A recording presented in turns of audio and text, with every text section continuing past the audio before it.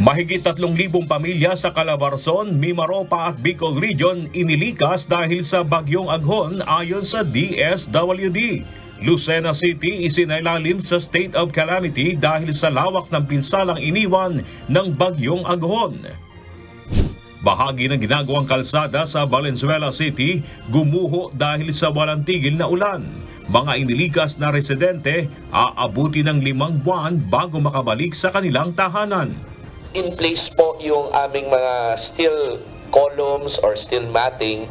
Yung pressure po ng tubig sa ilalim ho ay sobrang lakas, causing it na bumigay.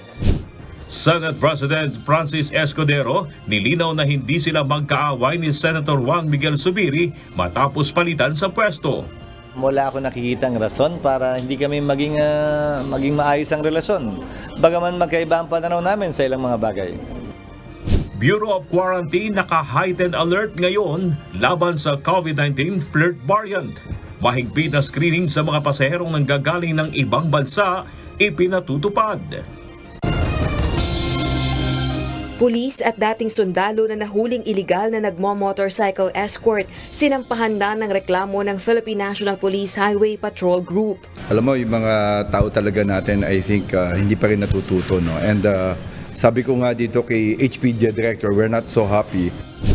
Korte Suprema pumayag na ilipat ang mga kaso laban kay Apollo Kibuloy na nakahain sa Davao City Regional Trial Court papunta sa Quezon City RTC. Solid 7, handang makipag-usap kay Senate President Francis Escudero kapag humupa na ang emosyon matapos ang pagpapalit liderato. 4 sa grupo ni Senator Juan Miguel Zubiri bukas na sumali sa minority bloc ayon kay Senator Joel Villanueva. Yan po lahat open, no? Open to that idea to be part of the minority. We have spoken to Senator Coco Pimentel and very much welcome daw kami according to him. So lahat po yan, buo yung options.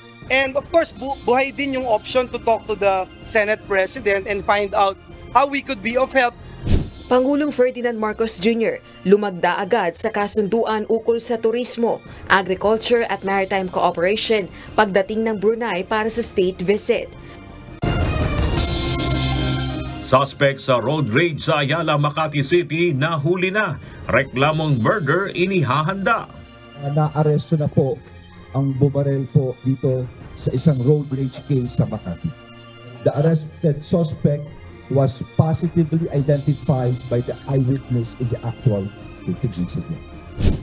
Umano'y pogo sa loob ng multinational village pinaiimbestigahan sa Senado. Mga residente nangangamba sa kanilang seguridad. With the ongoing construction, we strongly feel there's the new phase of Chinese invasion in the village. Maybe not anymore pogo, we don't know. But how come all these huge structures are being built now? Planong pagpapalit ng liderato ng Senado alam ni Pangulong Ferdinand Marcos Jr. PBBM iginiit na hindi nakialam sa proseso. When did I know? The minute they started, actually to Senator Cheese, the minute he started thinking about it, he already brought it up and said, Grupo ng mga mangingisda handang harapin ng China sakaling makasalubong sa West Philippine Sea. Pangulong Ferdinand Marcos Jr. tinawag na pagpapalala ng tensyon ang plano ng China na arestuhin ang mga umano'y trespassers sa South China Sea. But the new policy of threatening to detain our own citizens, that is different. That is an escalation of the situation. So yes, it is now very worrisome. Motorcycle escort ng isang senador hinuli ng PNP Highway Patrol Group dahil sa paggamit ng motorsiklo na may markings ng pulis. Hindi namin natanggal yung sticker na yun, ma'am. Kasi re-issue yun eh. Re-MR sa amin. Hindi naman nanggaling sa amin yung ano na. So, nung kinuha namin yung motor, may ano na yan, markings. Yung police, ma'am, na naka-sticker. Yung pagkakamali lang nila, yung markings na may pulis. Yung MMDA motorcycle with markings na pulis. Sa harap, yung box. Kung talagang hindi mo sisitahin, hindi mo mapagkamalanan. As is, talagang pulis. Mga aligasyon sa ina ni Bamban Tarlac Mayor Alex Guo, tatalakayin ng mga senador sa executive session. At yung tinignan namin ng travel records, yung tatay niya, si Guo Jong at si Wenyu traveled 170 times in a span of 6 years. So, madalas silang bumabiyahe as a couple. Based on my investigation and asking around, tsaka yung mga dokumento, personal analysis ko, baka ito yung biological mother niya. Nasa 3,000 sundalong Pilipino at Amerikano sasabak sa ikalawang bahagi ng Salaknib exercise ngayong Hunyo. Keynote address ni Pangulong Ferdinand Marcos Jr. sa International Institute for Strategic Studies Shangri-La Dialogue, mahalaga para sa ilang Pilipino sa Singapore. Pagkakaroon ng Pilipinas ng multilateral alliances kaugnay ng West Philippine Sea issues, isinusulong ni PBBM. Marami tayong kakampi. So, imbis na boses lamang ng Pilipinas, boses ng marami. And that's always important.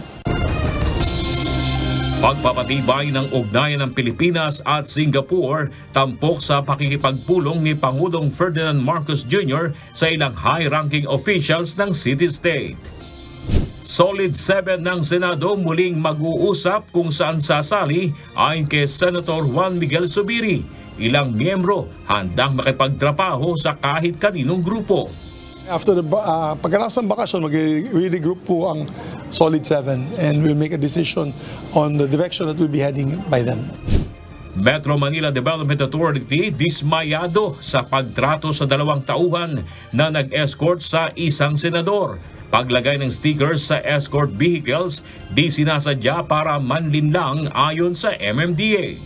Masasabi po namin na hindi naman namin polisiya or sinasadya na maglagay ng stickers na yan to misrepresent ourselves.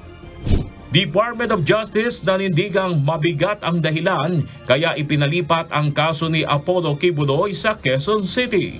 Hindi natin sinasabi na nai-influensya na po yung mga judge sa Davao, pero syempre para lang manigurado, we have to put the case in an area where it is free from any possible influence. No? At pangingisda sa ilang barangay sa bayan ng New Washington, Aklan, ipinagbawal dahil sa oil spill.